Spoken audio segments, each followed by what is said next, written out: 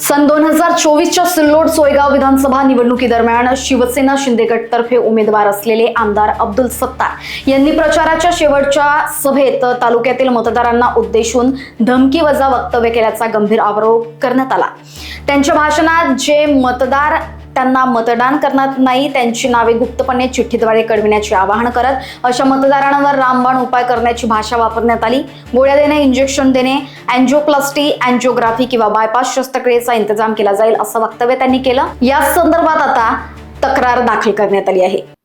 2024च्या सिल्लोड विधानसभा मतदारसंघातून अब्दुल सत्तार यांनी शिवसेना शिंदे गट धनुष्यबाण या निशाणीवर उमेदवारी दाखल केली होती।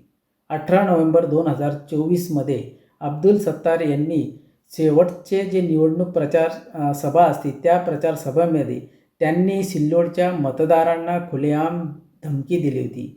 त्यांच्या भाषणामध्ये त्यांनी असे सांगितले की जो मतदार त्यांना मतदान करत नाही अशा मतदारांचे नावे त्यांचे जे कार्यकर्ते आहेत ते चिठ्ठीमध्ये गपचूप लिहून पाठवतील आणि मग ते त्यांचा अँजिओग्राफी करतील, अँजिओप्लास्टी करतील आणि त्यांचा बायपाससुद्धा करतील।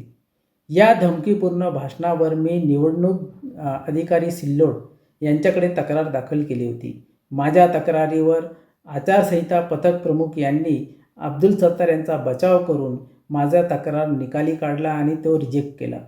यावर मी जिल्हा निवडणूक अधिकारीकडे अपील केला आणि आज 1 वर्षापर्यंत मी त्याचा पाठपुरावा केला, तरीसुद्धा कोणत्याही ना जिल्हा निवडणूक अधिकारी ना निवडणूक अधिकारी यांनी माझ्या तक्रारीवर काहीच कारवाई केली नाही आणि त्याचा काही निर्णय दिला नाही। म्हणून शेवटी मी सिल्लोड न्यायालयामध्ये फौजदारी तक्रार दाखल केली।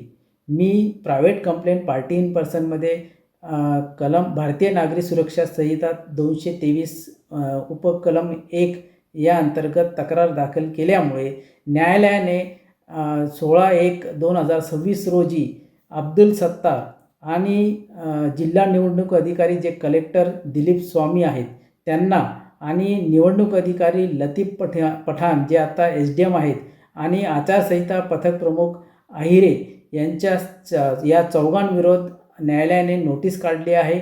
लोकवाहिनी मीडियाकरिता ब्युरो रिपोर्ट सिल्लोड।